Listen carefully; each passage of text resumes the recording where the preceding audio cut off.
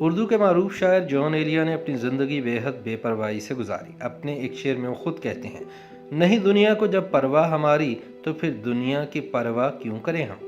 شاید اسی لیے انہوں نے مجرمانہ حد تک اپنی شاعری کو اکٹھا کرنے اور اس کی نشر و اشاعت سے پہلو تہی کی، لیکن اس کے باوجود دنیا ان کے ابدی نیند سو جانے کے باوجود ان کی پرواہ کرنے پر مجبور ہے۔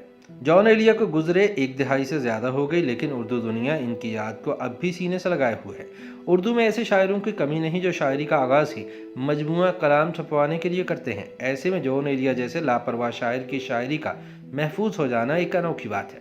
یاد رہے کہ 71 سال کی عمر میں گزر جانے والے جان ایلیا کا پہلا مجموعہ کلام تب شائع ہوا جب وہ 61 برس کے ہو چکے تھے، اور یہ کام بھی خود انہوں نے نہیں بلکہ ان کے مداحوں نے کیا۔ لیکن دیکھا جائے تو یہ بات اتنی حیران کن بھی نہیں، کیونکہ جان ایلیا ایک ایسے منفرد اور یگانہ شاعر ہے جس کا انداز نہ تو پہلے گزرنے والے کسی شاعر سے ملتا ہے اور نہ ہی بعد میں آنے والا کوئی شاعر ان کے لہجے کی تقلید کر سکا۔ ان کے ایک دوست اور مداح حماد غزنوی کے بقول، جان بھائی اپنے عہد کے آپ ہی موجد اور آپ ہی خاتم ہیں۔ وہ بتاتے ہیں کہ جان کی انفرادیت یہ ہے کہ وہ عشق و محبت کے موضوعات کو اردو غزل میں دوبارہ لے آئے۔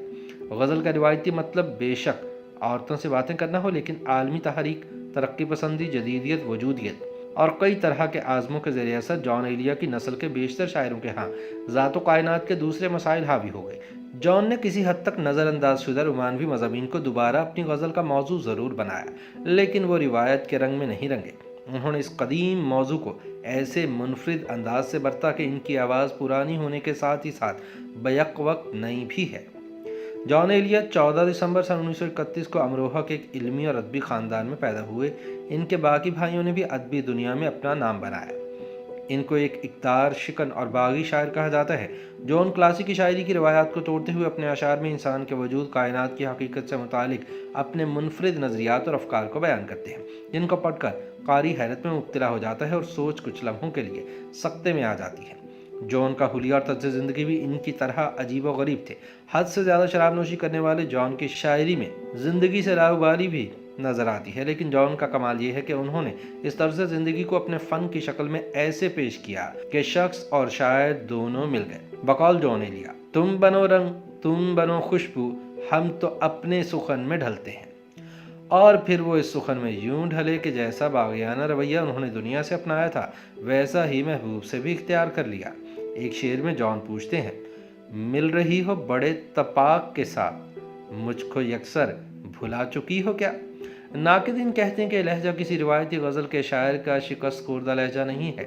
یہ وہ عاشق نہیں ہے جو محبوب کے سامنے بچ جاتا ہے اور اس کے ایک اشارے پر دل، کلیجہ اور جگر نکال کر سامنے دھر دیتا ہے، بلکہ اسے محبوب سے دھول دھپا کرنے کے لیے عذر مستی کی بھی ضرورت پیش نہیں آتی۔ اسی لیے جان کہتے ہیں، اے خوش خرام پاؤں کے چھالے، تو گن ذرا تجھ کو کہاں کہاں نہ گھماتا رہا ہوں میں۔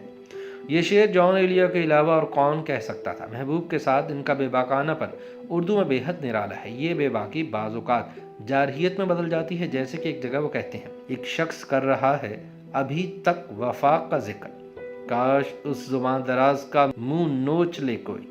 جان ایلیا کے ایک اور شعر کا کھلا کھلا ہرجائی پن ملاحظہ ہو، کہتے ہیں، شاید مجھے کسی سے محبت نہیں ہوئی، لیکن یقین سب کو دلاتا رہا ہوں میں۔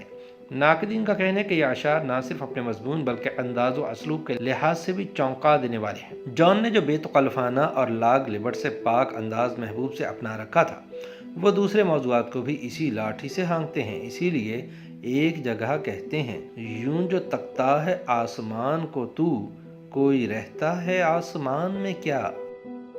YouTube پر گوگلی نیوز دیکھنے کے لیے youtube.com کی سرچ بار میں googly news T V type کریں۔ گوگلی نیوز کے پیج پر سرخ رنگ کے سبسکرپشن والے بٹن پر کلک کرنا نہ بھولیے۔ YouTube پیج پر اپلوڈ ہونے والی ویڈیوز سے باخبر رہنے کے لیے بیل آئیکن پر کلک کیجیے۔ آپ کو ہر نئی ویڈیو کے بارے میں نوٹیفیکیشن موصول ہو جائے گا۔